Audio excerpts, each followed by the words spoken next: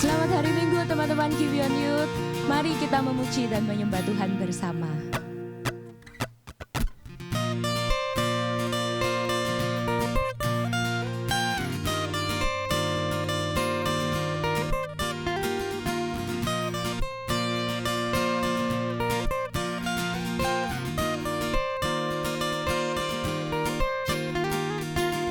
Who breaks the power of sin and darkness, whose love is mighty and so much stronger, the King of glory, the King above all kings, who shakes the whole earth with holy thunder and leaves us breathless in awe and wonder, the King of glory, the King above all kings. This is amazing grace. This is unfailing love, that you would take my place, that you would bear my cross. You laid down your life, that I will be set free. Oh, Jesus, I sing for all that you've done for me.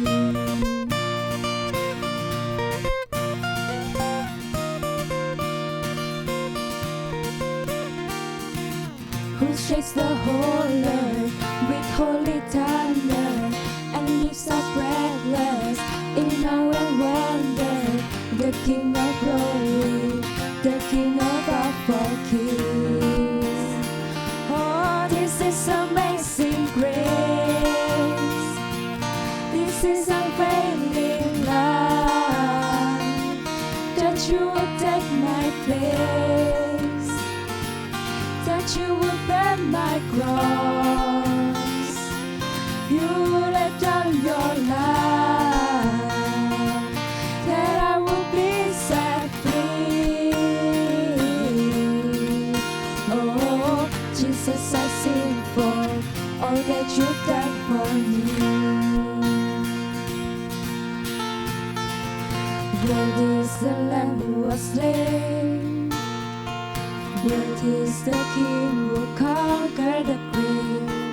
Worthy is the Lamb who was slain, worthy is the King who conquered the grave. Worthy is the Lamb who was slain, worthy is the King who conquered the grave. Worthy is the Lamb who was slain, worthy, worthy, worthy. This is amazing grace. This is unfailing love, that you would take my place, that you would bear my cross. You laid down your life, that I will be set free.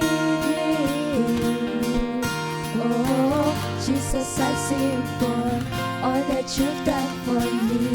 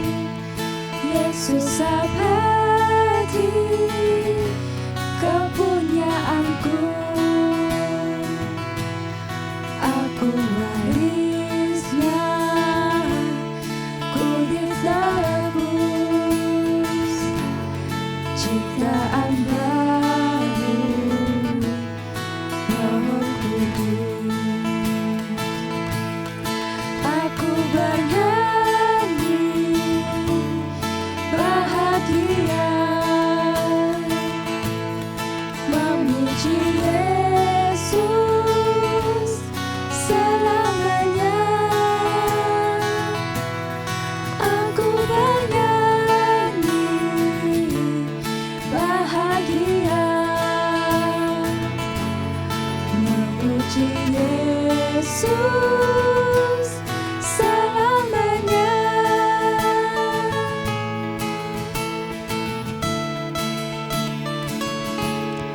Pasrah sempurna, nikmat penuh, suka sekali melimpahiku. Lagu malaikat amat merdu, kasih dan rahmat besertaku. Aku bernyanyi bahagia, memuji Yesus selamanya. Aku bernyanyi bahagia, memuji Yesus selamanya.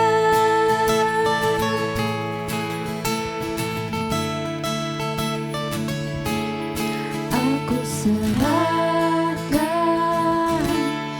diri penuh dalam Tuhanku, hatiku teguh, sambil menyongsong kembalinya. Ku diliputi anugerah. Aku bernyanyi bahagia, memuji Yesus selamanya. Aku bernyanyi bahagia, memuji Yesus selamanya. Aku bernyanyi bahagia, memuji Yesus selamanya. Aku bernyanyi bahagia, memuji Yesus selamanya. Halo teman-teman, sebelum kita mendengarkan firman Tuhan, pada hari ini kita akan bersama-sama membaca dan merenungkan pengakuan iman rasuli. Karena setelah mendengarkan firman, kita juga akan melakukan sakramen perjamuan kudus. Karena kita masuk dalam minggu kedua dalam bulan ini. Memang pada saat online, kita belum pernah melakukan ini sama sekali. Namun pada saat onsite dulu kita selalu melakukannya. Tapi pada saat ini aku ajak kalian untuk bangkit berdiri dan membaca pengakuan iman rasuli. Oke? Ini adalah bentuk dari pengakuan iman kita sebagai orang percaya. Dan yang lebih menariknya adalah semua umat Kristen di seluruh belahan dunia dan berbagai denominasi Kristen juga mengakui dan mempercayai pengakuan iman ini. Dan pengakuan iman rasuli ini adalah pusat atau sentral dari inti iman Kristen. Memang walaupun secara tidak langsung dirumuskan oleh para rasul, karena memang pengakuan iman rasul ini baru muncul di abad kedua. Namun pengakuan iman rasuli ini adalah sebuah ringkasan secara singkat yang mencerminkan ajaran para rasul dalam perjanjian baru. Dan ini juga menjadi dasar kita sebagai orang-orang Kristen. Oke teman-teman, mari kita baca sama-sama ya. 1, 2, 3. Aku percaya kepada Allah, Bapa yang Maha Kuasa, Khalik langit dan bumi, dan kepada Yesus Kristus, anaknya yang tunggal, Tuhan kita, yang dikandung dari Roh Kudus, lahir dari anak darah Maria, yang menderita sengsara di bawah pemerintahan Pontius Pilatus, disalibkan, mati, dan dikuburkan, turun ke dalam kerajaan maut. Pada hari yang ketiga, bangkit pula dari antara orang mati, naik ke surga, duduk di sebelah kanan Allah, Bapa yang Maha Kuasa. Dan dari sana ia akan datang untuk menghakimi orang yang hidup dan yang mati. Aku percaya kepada Roh Kudus, gereja yang kudus dan persekutuan orang kudus, pengampunan dosa, kebangkitan tubuh, dan hidup yang kekal. Amin. Silakan kembali duduk teman-teman. Ini adalah dasar iman kita sebagai orang percaya. Oke? Silakan mendengarkan firman Tuhan. God bless you. Halo guys, gimana kabar kalian? Sehat? Sehat? Oke, puji Tuhan kalau sehat. Well, aku terus berdoa untuk setiap kita tetap bersuka cita di masa PPKM ini. Dan juga semoga pandemik ini dapat segera terkendali dengan baik. Amin. Nah, oke, sebelum kita dengerin sermon hari ini, yuk sama-sama kita berdoa dulu. Tuhan, kami bersyukur bahwa hari ini kami bisa berkumpul, kami bisa beribadah bersama Tuhan. Biarlah di momen kali ini kami mau mendengarkan firman-Mu. Biarlah firman-Mu ini meng-encourage kami Tuhan dalam kami menjalani perjalanan iman kami Tuhan. Dan menyadarkan kami Tuhan bahwa kami tidak sendirian karena Engkau ada bersama dengan kami. Roh Kudus-Mu ada bersama dengan kami. Terima kasih Tuhan Yesus. Kami sudah berdoa dan mengucap syukur. Haleluya. Amin. Oke teman-teman, langsung aja nih. Hari ini sermon kita membahas tentang taat. Nah, karena aku guru TK, di TK aku itu ada lagu taat ya. Semuanya dengerin aku. Oke? Semua dengerin aku. Jadi lagunya kayak gini. T-A-A-T taat, T-A-A-T taat. Saya mau seperti Yesus, T-A-A-T taat. Nah, jadi setiap ada anak yang melanggar atau ada anak yang dalam quote unquote nggak good, gurunya langsung tanya, mana nih ketaatannya? Langsung dinyanyiin, T-A-A-T taat. Ya kalau aku bayangin aku jadi anak TK-nya, aduh annoying sekali ya, sekalinya melanggar langsung dinyanyiin gitu ya. Tapi apa sih yang sebenarnya muncul di pikiran kalian saat kita membahas tentang taat? Coba deh, aku mau kalian coba pikirin, apa sih yang muncul di otak kalian saat kita berbicara tentang taat? Oke, mungkin boring, gak seru, gak fun, sok suci, gak fleksibel, banyak deh pokoknya yang intinya kalau disuruh taat itu males. Betul apa betul? Nah, ditambah lagi nih ya. Kalau melanggar itu, kalau ada anak yang melanggar itu, kadang society itu ngecap dia, oh anak yang keren. Dan kalau nggak melanggar, society nganggapnya, cupu. Ya Pak ya. Nih ya contohnya, simple nih contohnya nih. Disuruh bolos pelajaran. Jadi ada temenmu yang barusan putus, lalu dia galau. Terus habis itu ngajakin kamu bolos pelajaran untuk nemenin dia di kantin.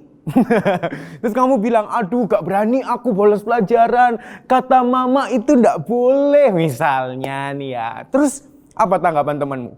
Pasti dia bilang gini, ih tega amat sih, bolos pelajaran sekali doang, anak mama banget sih, cupu banget lah, dan lain-lain gitu. Siapa yang pernah mengalami kayak gini? Jujur, aku pernah. Tetapi bukan yang gak mau bolos, tapi justru yang ngajak bolos karena galau. Enggak bercanda ya.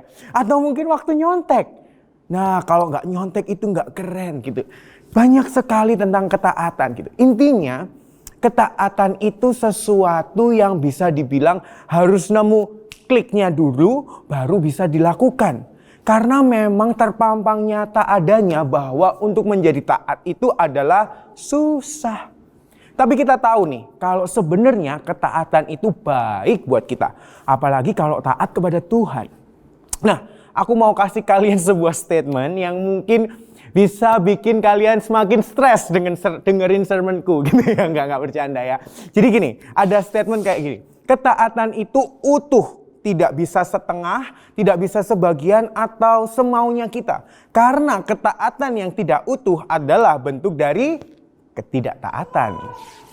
Nih, aku tambahin lagi ya, yang lebih rohani nih. Ketidaktaatan adalah bentuk dari melenceng dari sasaran.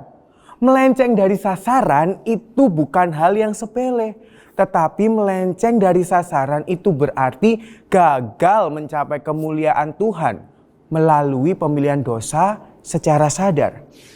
Kita meleset dari sasaran ketika kita dengan sengaja memilih untuk mengesampingkan niat Tuhan untuk kita. Jadi, taat atau tidak taat itu sebenarnya adalah keputusan kita sendiri yang kita ambil dengan sadar. Gimana? Makin stres atau biasa aja? Ya, aku harap kalian biasa aja ya, nggak usah stres ya. Kita mau santai, relax gitu ya. Nah, di Alkitab itu juga ada nih cerita dari Nabi Samuel. Nabi yang besar di Perjanjian Lama. Jadi ceritanya seperti ini nih. Samuel itu sudah tua. Dan anak-anak Samuel gak bisa ngelanjutin jadi nabi kayak Samuel. Bangsa Israel minta kepada Samuel seorang raja untuk bisa menggantikan Samuel dan memerintah orang Israel. Akhirnya Samuel bilang ke Tuhan dan Tuhan menyuruh Samuel untuk mencari orang untuk menjadi raja. Setelah itu ada Saul yang jadi kandidat sebagai menjadi raja dan Saul pun akhirnya menjadi raja. Saat dia menjadi raja, dia melakukan ketidaktaatan.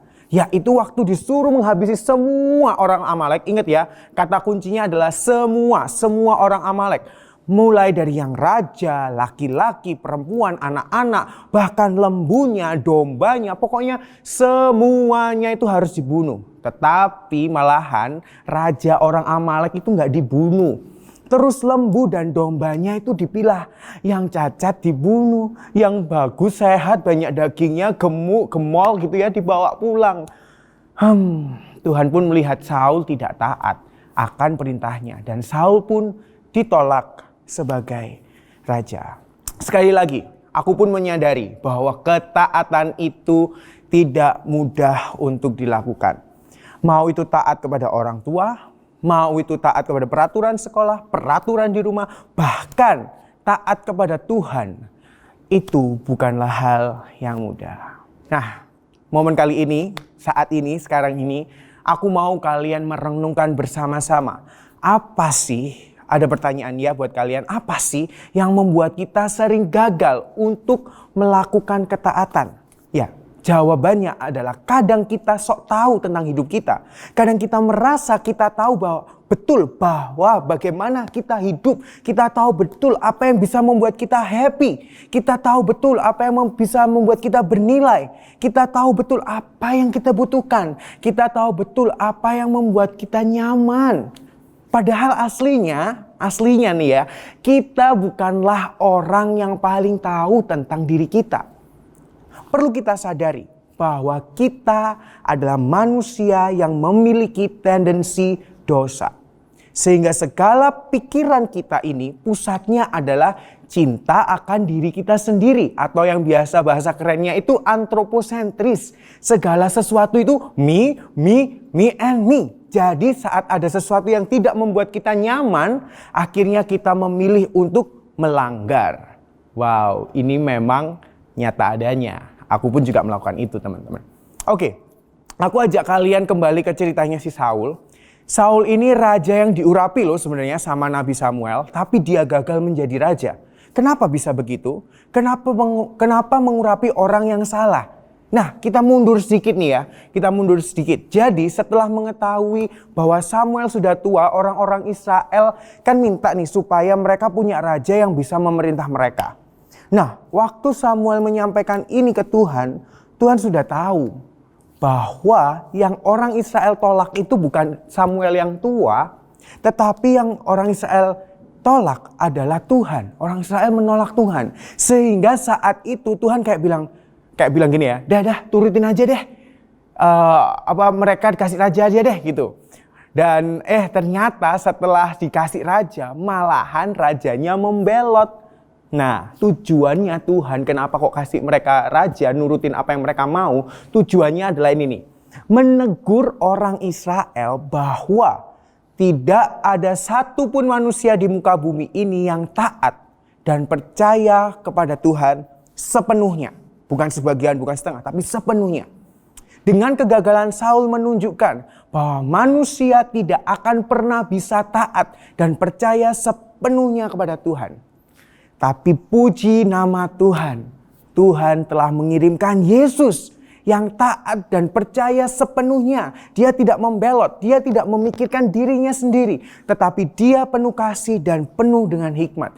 Yesuslah yang kini memerintah. Bukan hanya orang Israel, tetapi seluruh umat Tuhan yang dipilihnya. Wow, this is the good news. Dan apa artinya bahwa Yesus berdaulat atas hidup kita? Ini adalah kabar baik, teman-teman.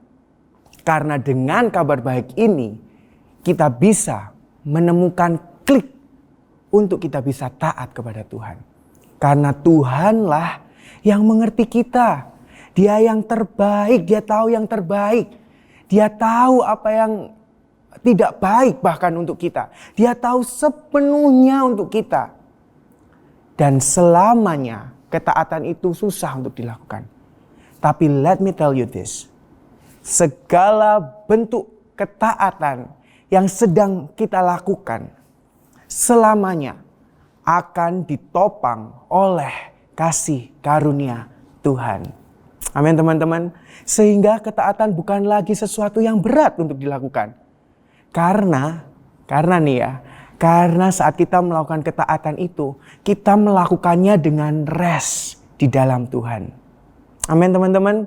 Nah teman-teman, mari sama-sama hari ini kita mau serahkan deh sepenuhnya. Kita mau pasrahkan seluruh hidup kita kepada Tuhan. Biarlah Tuhan yang menjadi pusat kehidupan kita. Karena sesungguhnya Dialah yang memegang hidup kita.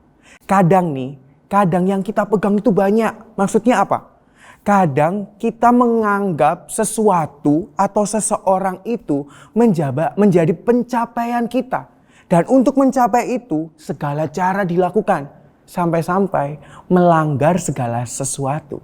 Lalu saat kita memilikinya baru kita merasa aman, secure dan bahagia dan lain-lain. Ingat.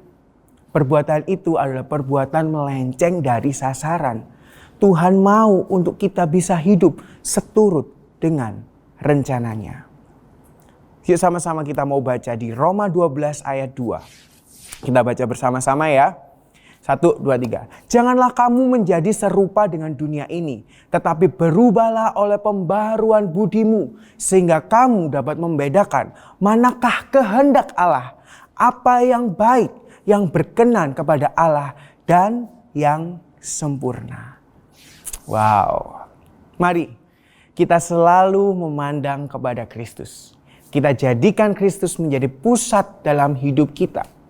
Bukan lagi antroposentris. Bukan lagi berpusat kepada kita, tetapi theosentris. Berpusat kepada Tuhan.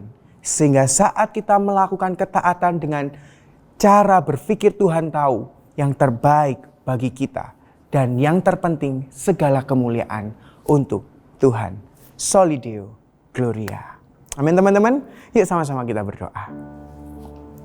Bapa, kami bersyukur Tuhan, kami diingatkan kembali Tuhan. Bahwa untuk kami melakukan sebuah ketaatan itu bukan hal yang mudah. Tetapi kami bersyukur Tuhan bahwa Roh Kudus-Mu itu ada di dalam kami. Dan membantu kami untuk kami bisa melakukan ketaatan. Karena kami tahu Tuhan saat kami melakukan ketaatan. Kami hidup seturut dengan rencana-Mu Tuhan.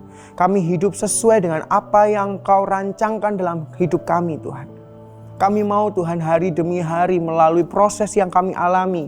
Kami tetap bisa memuliakan nama-Mu Tuhan. Karena untuk itulah kami diciptakan Tuhan. Karena untuk itulah kami ada di dunia ini Tuhan.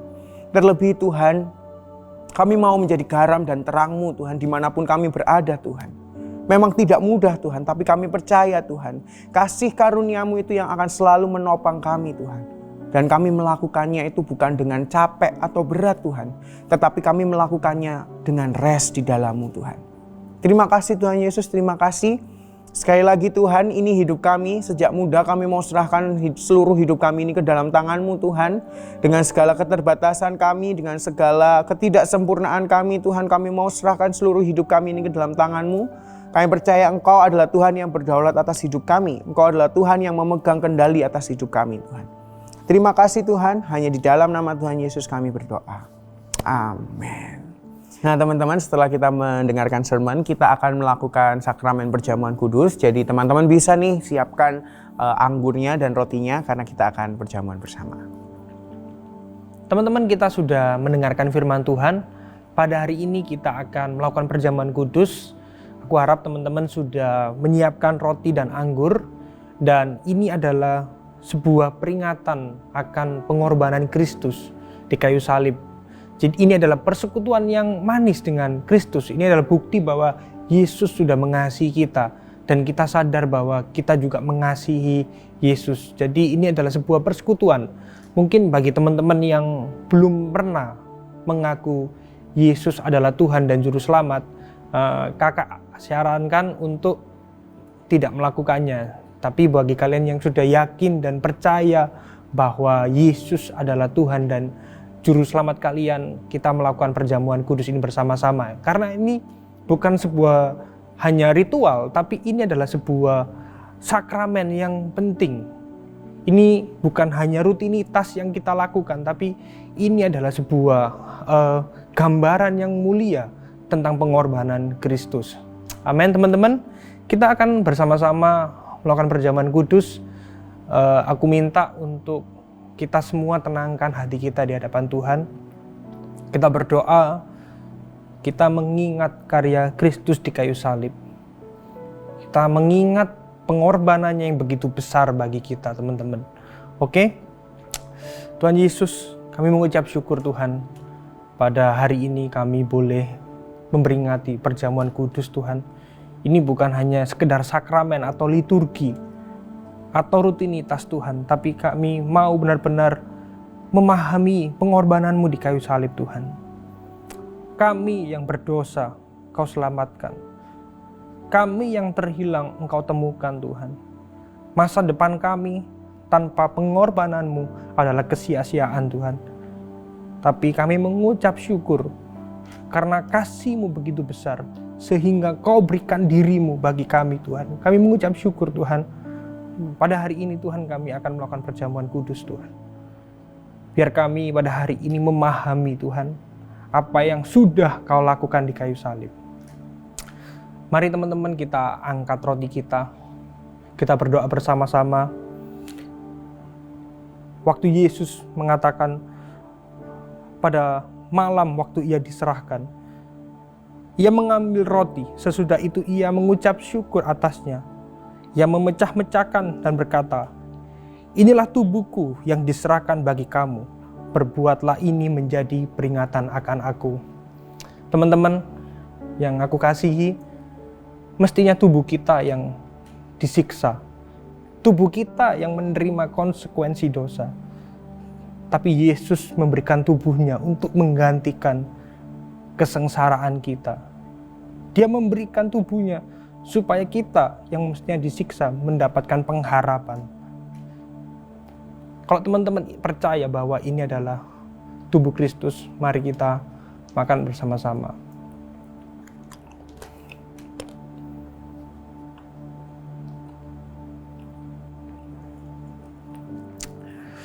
Kami mengucap syukur Tuhan, dan aku minta teman-teman juga mengangkat cawan ini.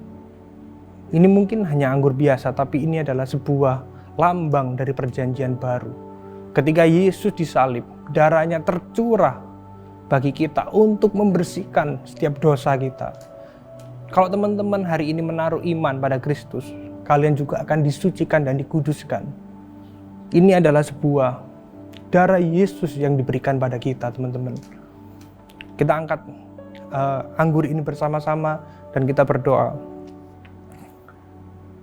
Demikian juga Ia mengambil cawan. Sesudah makan lalu berkata, "Cawan ini adalah perjanjian baru yang dimeteraikan oleh darahku. Perbuatlah ini setiap kali kamu meminumnya menjadi peringatan akan aku." Teman-teman, kalau kalian percaya bahwa kalian dari tebus dan kalian bersekutu dengan Kristus, mari kita minum anggur ini bersama-sama.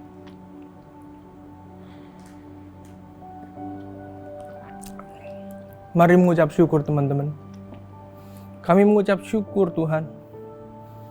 Kami boleh menerima persekutuan yang manis dengan Engkau. Ini bukan hanya liturgi Tuhan, tapi ini adalah sebuah pengorbanan-Mu yang Kau berikan dalam hidup kami Tuhan. Pada hari ini kami mau serahkan hidup kami dalam tangan-Mu. Kami mau mengucap syukur, kami gak mau menyia-nyiakan pengorbanan-Mu yang telah Kau berikan di kayu salib Tuhan. Inilah hidup kami, biar hidup kami bagi kemuliaan-Mu Tuhan. Kami mengucap syukur Tuhan, Engkau yang tidak mengenal dosa, dibuatnya berdosa karena kami Tuhan. Hari ini Tuhan, biar hidup kami terus Kau pakai sebagai alat bagi kerajaan-Mu Tuhan. Terima kasih Tuhan, kami serahkan hidup kami dalam nama Tuhan Yesus Kristus. Dalam nama Tuhan Yesus berdoa. Amin. Oke teman-teman, itu yang bisa aku sharingkan ke teman-teman. By the way, ada beberapa pengumuman bagi teman-teman yang belum aktif di CG. Saya undang ayo ikut CG karena leadersnya pada kangen sama kalian ya. Jadi ayo ikut CG, kita bisa berakar, bertumbuh dan berbuah bersama di dalam Tuhan. Nah, bagi teman-teman yang mungkin belum mendapatkan daily devotional, teman-teman bisa DM Instagram kita, yaitu Instagram Gibeon Youth, dan minta untuk dikirimin daily devotional. Nanti kita akan memfollow up. Dan juga bagi teman-teman yang mungkin skip beberapa sermon minggu-minggu yang lalu, kalian bisa mengunjungi dan menonton lagi sermon kita di YouTube kita, channel YouTube kita, yaitu Gibeon Next Gen. Dan yang terakhir, bagi teman-teman yang mungkin butuh didoakan, teman-teman bisa menghubungi CG Leader atau menghubungi nomor yang ada di sini. Oke? Terima kasih teman-teman, sampai ketemu. Happy Sunday and God bless you.